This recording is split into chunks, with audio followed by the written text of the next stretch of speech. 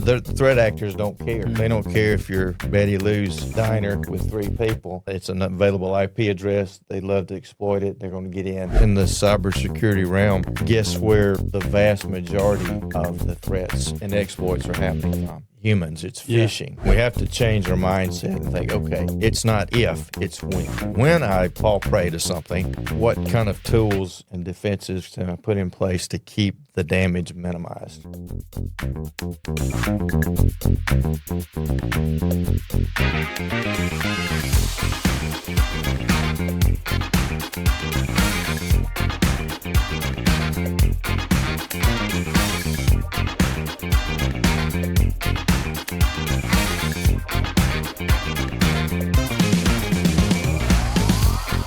Hey, how's it going? This is Jay and Michael here on the IT Directors Podcast, powered by Clearwinds, and we have a very special guest this afternoon, Michael Gray, head of all engineering at Clearwinds. Michael, how you doing, man? Doing great. Doing great.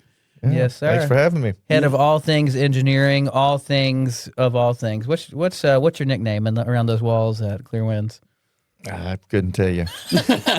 Goes by several, but we'll leave that at that. Yeah. So what's your role at Clearwinds? At kind of big picture, high level, what do you do?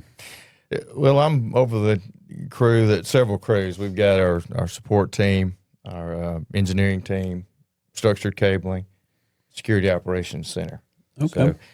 So, we're various levels of, training and technical skill sets throughout, but that's it. Keeps us pretty busy. Yeah. How long have you been in this industry? In the industry, a little over 32 years. Okay. Yeah. Well, look, we got the right guy on, Michael, to talk about cybersecurity today. So, Michael's over all of the various departments. So, cybersecurity, that's such a vast topic, right? It is. It really is. People throw that around like, you're secure or what. But cyber, you can drill down to so many levels. So in cybersecurity, Michael, what do you need? What are some key points to secure your network, your infrastructure? Good question. Good question. It has definitely evolved over the years. And traditionally, the biggest thing one could focus on was like a firewall. Focused on the perimeter. Hey, let's wall up and keep the bad folks out. Yeah. Times have changed drastically, so that's no longer effective. It's really they've upped their game. What we're seeing today is quite a bit more of the human aspect of it. So whether it's phishing, is primarily what's happening. Smishing. They've got all kind of these little acronyms, but it's basically taking advantage of the human nature. When you say smishing, what is that? What is smishing? Smishing is it's akin to texting, but where they'll send malicious text. Okay. Where you can will lead you down a primrose path of where you may download an app on your phone, and now if you've have anything privileged on your device, then it's gone. Okay. Yeah, there are so many avenues that are being exploited today. Almost everything. Cameras. But most people like these your home cameras. Doorbell cameras. Yes, or those rings. They're great, but they're also tools that we're seeing threat actors take advantage of. Now, granted, in a home, what are they going to get? Well, and it just depends on what you've got access to. But in businesses, schools, wherever you see these externally exposed devices, it's fair game. So it really advanced where they've come over the years. So I feel like what conversations like so I've only been in this industry 6 years. So I feel like we've kind of like gone on the arc. It went from people really don't think it's necessary. You start to hear more and more impacted. I feel like you're at the point where most people accept that this is something I have to consider, but I still talk to a fair amount of people that think it's bogus. What would you say to that group of people that says like, hey, that's not something you really need to, like, why me? I'm a doctor's office in the middle of nowhere. Nobody cares about me. I hear that kind of stuff all the time. What do you say to that part of the audience? That's a very good question. We do hear that a lot. That doesn't happen. That wouldn't happen to me. Things of that nature. And really, what we could say to that is due to what we've seen personally, as a company, that the business nature, the size, location is all irrelevant. That we've seen exploits from against various vectors of industry. So, just make them aware that just because you feel like you're not known, the threat actors don't care. They don't care if you're Betty Lou's diner with 3 people. It's an available IP address. They love to exploit it. They're going to get in. If there's any assets or anything they can take advantage of, they will. So, well, Michael, you brought up a good question about like people that think it's not a big deal, right? They think it's not a big deal until it happens to them. Yeah. And then they call Clearwinds and they're like, Michael, how do we pay this $2 million ransom and to get our data back? Well, do you have cybersecurity insurance? What measures have you taken? So, in cybersecurity, I've seen, companies, hey, we're filming this, here in Birmingham, Alabama. Right. So the city of Birmingham, one of my good friends is CIO there. They were cyber attacked. I mean, the licensing, your, deeds to people's homes, all this data was compromised. They had cybersecurity insurance. They had firewalls. They had all these things, but it was the human element.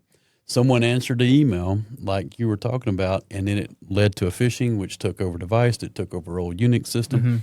So, I think from your perspective, what you were talking about, no one really cares until it happens to them. And it's one of those things kind of like insurance, right? When you have flood insurance or cancer policies or whatever, you don't think about it until you really need it. That's right. And when you're in trouble, you really need it, So, I mean, what do you say to around like the whole cybersecurity policy and how you become compliant to that? Have you seen organizations shift into that lately in terms of wanting to become really compliant and to get like cybersecurity insurance and then platforms with Clearwinds and different things? What have you seen? Yeah, what we're seeing is now due to the knowledge or the realization that cybersecurity is real and that everyone's at risk. We're seeing more businesses try to acquire cybersecurity insurance. Well, there's been such a global vector and loss. I mean, you're talking, in the trillions of dollars lost in cyber. That now insurance companies have become hesitant to provide insurance unless you meet such stringent requirements. So, to even get the cybersecurity insurance, it's tough. You're going to have to be cybersecurity compliant. In other words, so that's driving the compliancy. So that's where it's come to today. Yeah, it used to be, oh yeah, you need $1 million cybersecurity, sure, no problem, boom. Yeah, but now they won't give it to you if you don't have these certain criteria. Yeah, I don't know a company that has it, that has become compliant. We were trying to do it in my previous role, and so we had to do all these physical building stuff, training, all that, but we still don't qualify for the cybersecurity insurance. Well, that's what I was going to say. What is it like when we're talking compliance? What are the what are the typical boxes that you're having to check for that? What we're seeing a lot of people struggle with is multi-factor authentication. So, multi-factor, it's typically when we talk about authentication, it's 3 methods: who you are, what you know, and what you have. So, who you are. Well, that's biometrics. That's your eye, your fingerprints, things of that nature. What you know, passwords. What you have, a token. You may have a tokenization that changes frequently. So some factor other than just username, password. So we're seeing that multi-factor is where a lot of people are struggling on whether it's remote, allowing people to get remote access in, whether it's email, desktop. That seems to be a major struggle. So, and it's ironic because in the cybersecurity realm, guess where the vast majority of the threats and exploits are happening from? Humans. It's phishing. Well, what's the best antidote from a phishing? So a phishing attack is where someone sends an email appearing to be credible. And we fall prey to it because We just do. It's usually there's usually some urgency in it. Hey, I need you to click here. We're going to cut your water off if you don't click this. You've been delayed on your bill, and you'd think that people would know whether or not they're late on their bill before they get an email, or whether you'll get an email. Hey, if you'll click here, and you look at it, it comes from Bali or something, and nobody has anybody. Yeah, you've just if you'll click right here, you'll win this. You'll get this inheritance.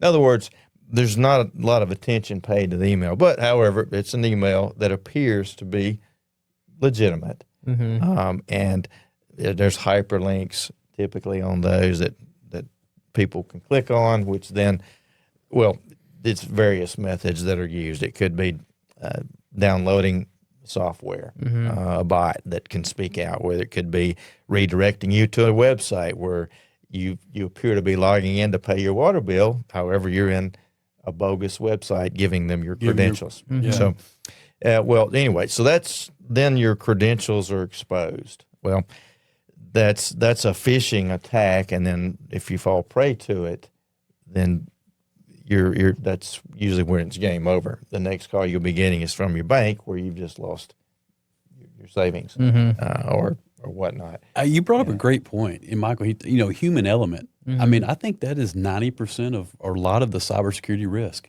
I don't know a big cybersecurity attack where it wasn't a human element involved. I was reading, just preparing for this episode because I knew we were going to talk about cybersecurity with you, where these scammers are calling old people and telling them they didn't show up for their jury duty and they got a warrant out, and then they got to pay them in Bitcoin. Well, I mean, what county clerk's office needs Bitcoin for you to, but people do it because they're just not thinking, right? Yeah. And so I think that human element is hard. So, Mike, how do you, what do you do in terms of training end users and IT directors and organizations to correct that human element? Like, how do you combat that from a cybersecurity?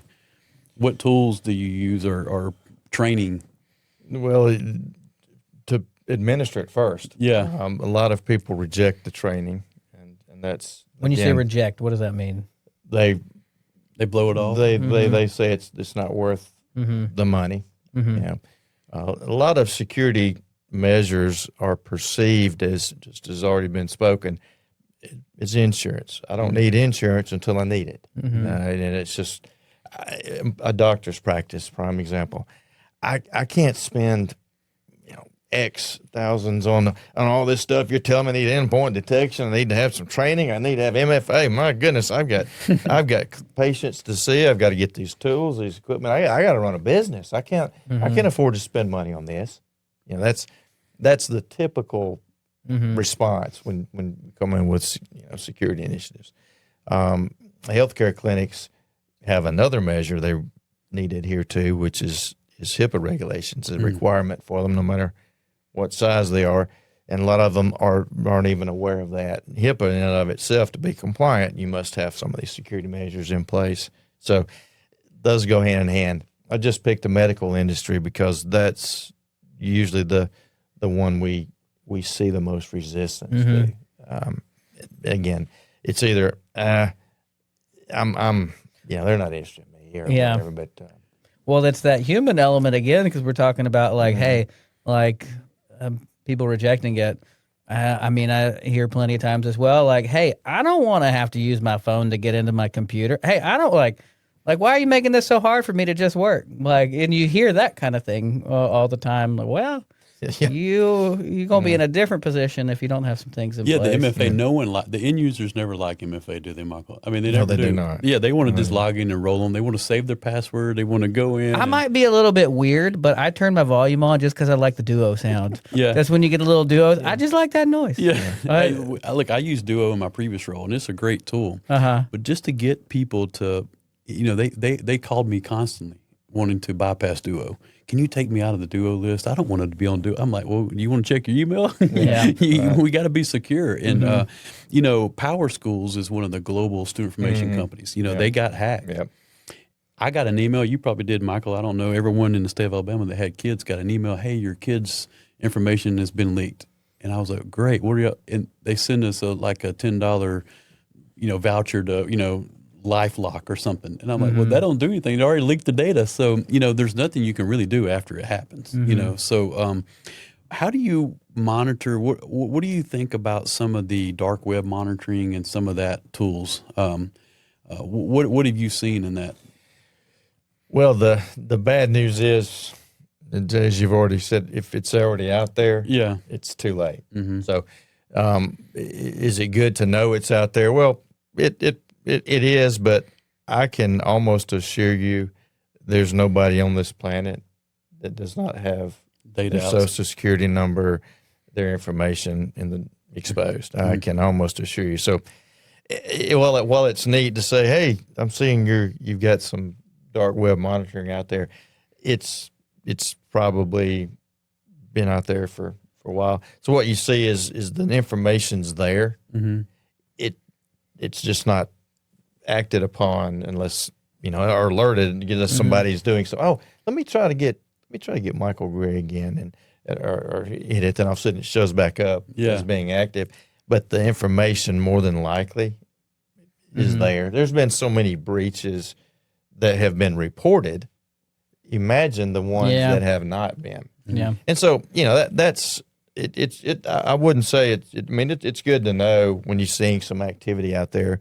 It's just to be mindful that, hey, I need to make sure I've got good hygiene. Yeah. I'm changing my passwords. Yeah. I'm making sure my bank information is being recycled. I'm not leaving this stuff, and I'm not monitoring it. Like just taking and looking at banking accounts. Look at it. I mean, don't just get a statement and go, okay, I've got X in there, we're good to go. Put it on the side. Review it, monitor it, and just basic things that you would think would be commonplace. We're so busy, we overlook a lot of those things. So just paying attention to detail. Yeah. Basic things. I know we jump forward a little bit. I've heard you say endpoint detection and response. What would you say, like, hey, these are some of the basic things you need to have in place? We've set a firewall. I've heard endpoint detection and response. What is that? Yeah. And then what else would you say is something else you need to make sure, hey, these are the core things I need. At the very minimum, I need these things. Okay. Yeah. So since we've already talked about the human error and that there's no technology that you can put in place to prevent that, then we have to change our mindset and think, okay, it's not if, it's when. So we really have to think differently. And so when I fall prey to something, what kind of tools and defenses can I put in place to keep the damage minimized? Right? So that's where your endpoint detection and the R on that is response comes into play. The traditional tools we've had just aren't good enough. They don't act. Like antivirus? Like antivirus, that's right. Antivirus has had, heuristic type capabilities, meaning they can learn. It's learning things as they come in, but they're typically signature driven, meaning they're going to get downloaded what the master database of viruses are pushed down. So when a 0 day, which means it's real time, there's no antivirus signature written to combat it. When a 0 day virus hits, then that's where the difference between a traditional antivirus and the more modern endpoint detection and response comes into play. So it detects it, it acts upon it, and that's another significant difference. EDR will respond at 2 a.m. when everybody's sleeping or resting, and something's going on. You don't have to walk in the next morning to a fire. It will, whatever the response is. Typically, it's to take that device and take it offline to pull it off. And MDR to take it a step further. So EDR is sitting there running, while it's doing its thing. But an MDR, which is where you really get your biggest bang for the buck, is the managed. So somebody's looking and monitoring the traffic, the logs that are coming in. And while something may come in that doesn't appear to be extremely high risk, it may be a 0 day. So there's nothing to know about it yet. So being able to evaluate that information as it comes in is extremely critical to keeping the damage of a potential exploit minimize. So do you have to have antivirus and EDR, or is EDR just, it can take the place of it? no, EDR or MDR. MDR, preferably. Okay. Yeah, what you'll find if you have both on there is sometimes they may compete with each other and actually be a detriment. The signature may, it may pull up as a false and so cause a problem. So yeah, we just need to have one tool. So, I mean, this has been an amazing episode. I'm going to tell you, I mean, we've covered a lot of great topics around cybersecurity because, like we said, starting off, I mean, it's a vast. Oh, it's broad. It's a broad topic. We talked about firewalls. We talked about EDRs. We talked about threat response. We talked about antivirus. Talked about the human element. And then to wrap it up, to close out the episode, when hackers attack your system, if you're a company, a Fortune 500 company or organization, they want to get your backups.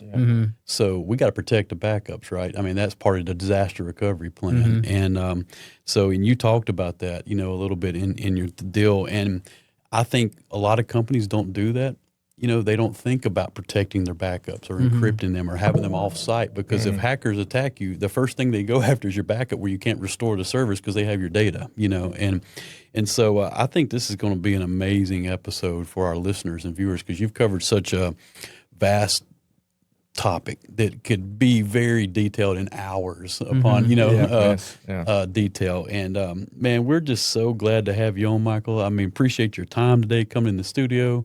And I mean, this has been a fantastic episode for all of our listeners and viewers. So, oh, absolutely, yeah. Thanks for having me. I enjoyed it. You, sir. Yeah, we appreciate you. Well, this is Jay and Michael. We're signing off. Go follow us on Instagram, on X, and soon to be we'll have a lot more platforms for you to follow our podcast. So we appreciate you joining us today.